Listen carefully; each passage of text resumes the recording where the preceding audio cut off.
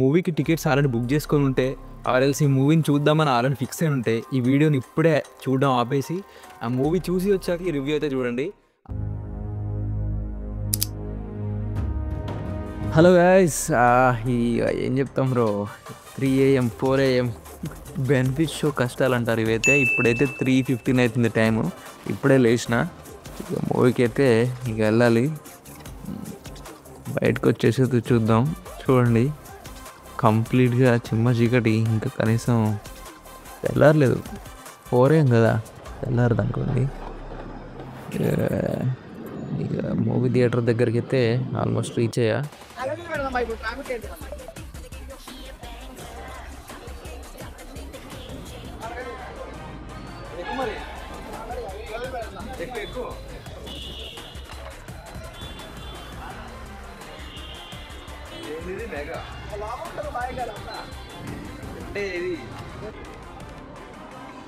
అదే రోడ్డు మొత్తం ఇలా ఉన్నారుగా.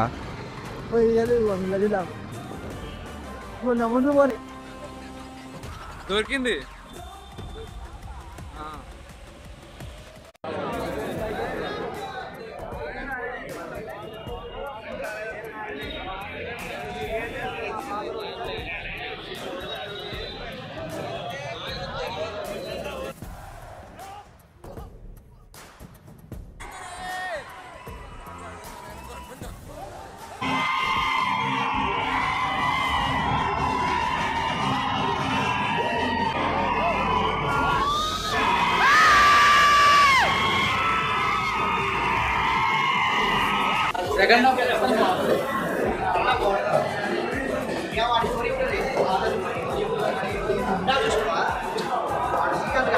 అదేంటో చర్రా బాబు, సినిమా మధ్యలో ఆల్మోస్ట్ 40 minutes మూవీని ఆపేశారు.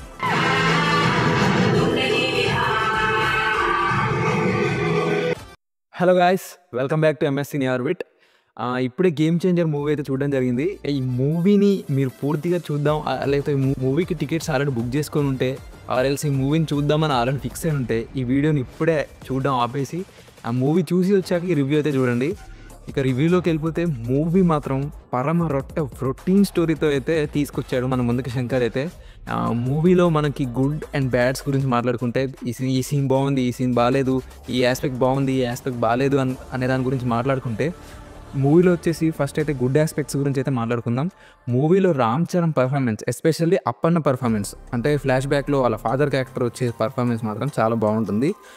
అండ్ అలాగే ఈ hero introduction and hero introduction తర్వాతకి ఇంటర్వెల్ వరకు మీకు ఒక్కటి కూడా హై ఇచ్చే సీన్ ఉండదు. తర్వాతకి ఇంటర్వెల్లో కొద్దిగా బాగుంటుంది సినిమా. దాని తర్వాతకి సెకండ్ హాఫ్లో వచ్చే ఒక సాంగ్, ఆ తర్వాతకి ఎస్పెషల్గా చెప్పాలంటే Ram Charan performance, Appanna character performance. ఈ సినిమాలో ఇంతకు మించి మీకు ఏది బాగుంది మాత్రం అంత స్పెసిఫిక్గా ఏమి ఉండదు. ఇంతకు మించి ఈ మూవీలో నాకు నచ్చిన, నా ఒపీనియన్ ప్రకారం అయితే కొత్తగా అయితే ఏం లేదు. సినిమాలో బడ్జెట్ ఉంది, దాన్ని బట్టి మనం సినిమా తీసేద్దాం అన్నట్టుగా చాలా ఆస్పెక్ట్స్ అయితే అలా ఎరికిచ్చి పెట్టేసినారు అనమాట సినిమాలో. సో ఇక బ్యాడ్ ఆస్పెక్ట్స్ గురించి మాట్లాడాలంటే రొటీన్ స్టోరీ. ఇట్లాంటి సినిమా, ఈ స్టోరీలో అయితే మనం ఇప్పటికి 100 ఆఫ్ మూవీస్ చూసినాం. ఈ టేకింగ్లో కూడా మనం మస్తు చూసినాం. దీనికంటే బెటర్ టేకింగ్ కూడా ఉంది సినిమాలలో. కీరా ధ్వని క్యారెక్టర్ అయితే వరస్ట్గా ఉంది. ఆమె ఒక సాంగ్స్ కోసమే ఆమె తీసుకున్నారు అనమాట. ఆమె వచ్చినప్పుడు ఒక సాంగ్ వస్తుంది, ఆ సాంగ్ చూడాలి. ఆ సాంగ్స్ కొరియోగ్రఫీ కూడా వరస్ట్ కొరియోగ్రఫీ ఉంది సినిమాలో. ఎస్పెషల్లీ సాంగ్ ప్లేస్మెంట్ కూడా, ఏదో సాంగ్ హీరోయిన్ వస్తుంది కాబట్టి ఆమెను చూపించాలి, దాని తర్వాత ఒక సాంగ్ పెట్టాలి, అంతే. అంతకు మించి ఏం లేదు. అండ్ సెకండ్ హాఫ్లో హీరో ఫాదర్ క్యారెక్టర్ అయిన అప్పన్న క్యారెక్టర్ని ఎండ్ చేసే విధానం మాత్రం వెరీ వరస్ట్ అనమాట. అంత స్ట్రాంగ్ క్యారెక్టర్ని చాలా ఈజీగా ఎండ్ చేస్తారనమాట. మనకు అది అసలు చాలా మూవీస్లో చూసినాం. దానికంటే బెస్ట్గా, అంతకంటే మంచి బెస్ట్ సీన్స్ కూడా చాలా చూసాం అనమాట. రామ్ చరణ్ క్యారెక్టర్ డిజైన్ చేసిన విధానం కూడా, ఐఏఎస్ క్యారెక్టర్ కూడా చాలా ఏందో సింపుల్గా హీరోయిన్ చెప్పేస్తుంది, ఆయన ఐఏఎస్ అయిపోతాడు. అంతవరకు ఏమో యాంగ్రీగా అండ్ అరోగెంట్గా ఉండే పర్సన్ సడన్గా ఒకసారి చదివేసి ఐఏఎస్ ఐపీఎస్ అయిపోయినట్టుగా చూపిస్తారు. దానికి కూడా ఏది ఒక లాజిక్ ఉండదు, ఏముండదు. దానికి ముందు ప్రీ వర్కౌట్ ఉండదు. మూవీకి అసలు చెప్తూ ఉంటూ పోతే ఇంకా చాలా వరస్ట్. ఫైనల్ వన్ వచ్చేసి ఆ క్లైమాక్స్లో వచ్చే ఫైట్, అసలు దానంత వరస్ట్ ఫైట్ నేను ఇంతవరకు చూడలేదు. అసలు ఆ సీక్వెన్స్కి ఒక లాజిక్ అనేది, అసలు సినిమాటిక్ లిబర్టీ తీసుకున్నా కూడా మూవీలో ఒక ఒక టైం వరకు ఉంటుంది, ఒక పీక్ వరకు ఉంటుంది. దానికి మించి ఉంటే సినిమాని చూసే వాళ్ళకి కూడా చాలా బోర్ కొట్టేస్తుంది. ఇదేంద్రా టార్చర్ అనిపిస్తుంది. సో క్లైమాక్స్లో వచ్చే ఫైట్ కూడా చాలా వరస్ట్గా ఉంటుందన్నమాట. సో ఇది గైస్, ఇక చూద్దాం అనుకుని ఫిక్స్ అయిన వాళ్ళు చూసేయండి.